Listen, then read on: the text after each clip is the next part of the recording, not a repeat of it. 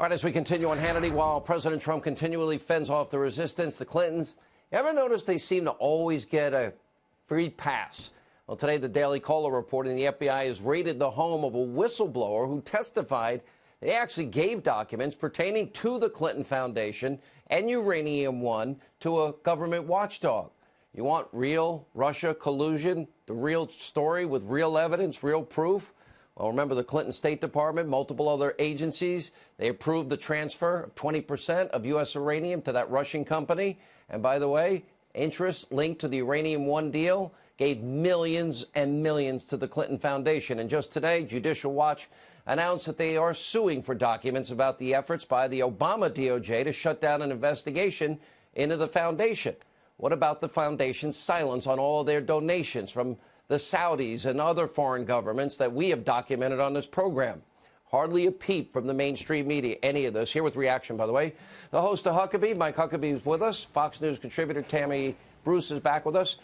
You know, I look at the Uranium One deal, and I know William Campbell, and I interviewed him, and he saw the bribery, extortion, kickbacks, money laundering, and Putin's thugs here in America, Tammy.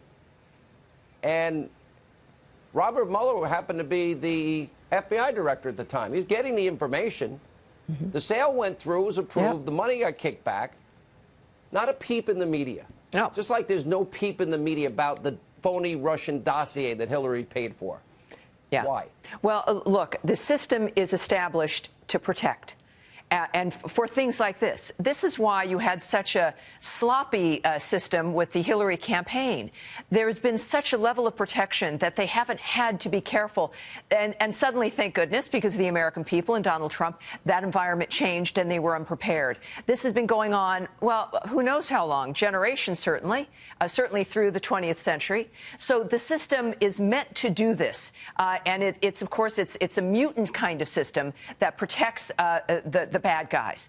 We're in the process of changing that, and it's going to take more than 2 years or one term or 2 years. It's going to take at least a generation to move us out of this corrupt kind of framework. And of course, it's going to fight back. And when you've got the entire monster geared to fighting back, it takes somebody really strong, and it takes the American people. This is, you know, we're the bulwark here.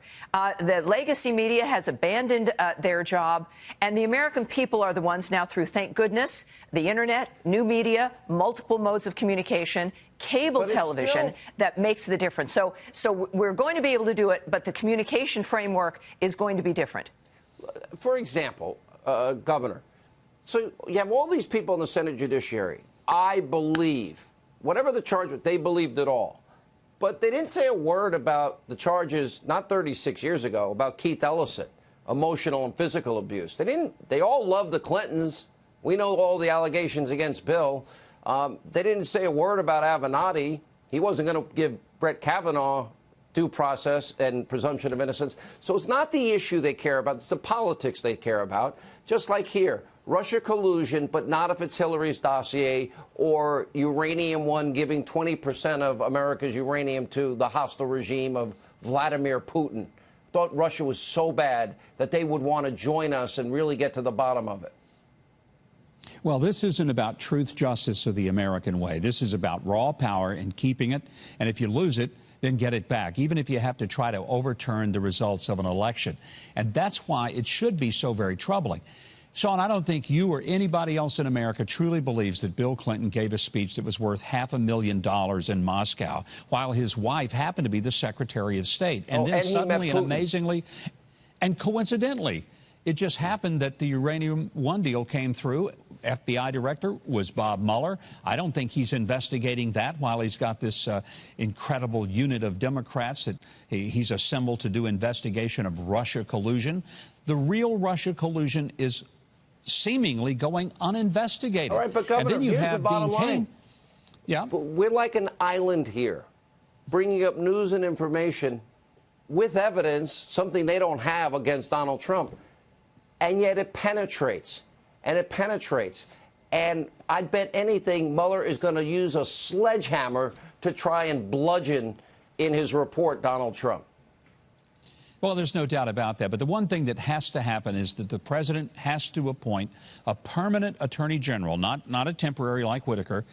Maybe it's Lindsey Graham. Maybe it's Trey Gowdy. I don't know. Maybe it's Sean Hannity, for heaven's sakes. No, but that's a bad he's got to idea. have somebody. I wouldn't get one vote. Yeah, you know what? It's probably a bad idea. They'll never confirm you. That's for sure. You're You would right. never make it to the Senate. Tammy wouldn't even vote for me. But they've got to have someone, That's not true. Sean.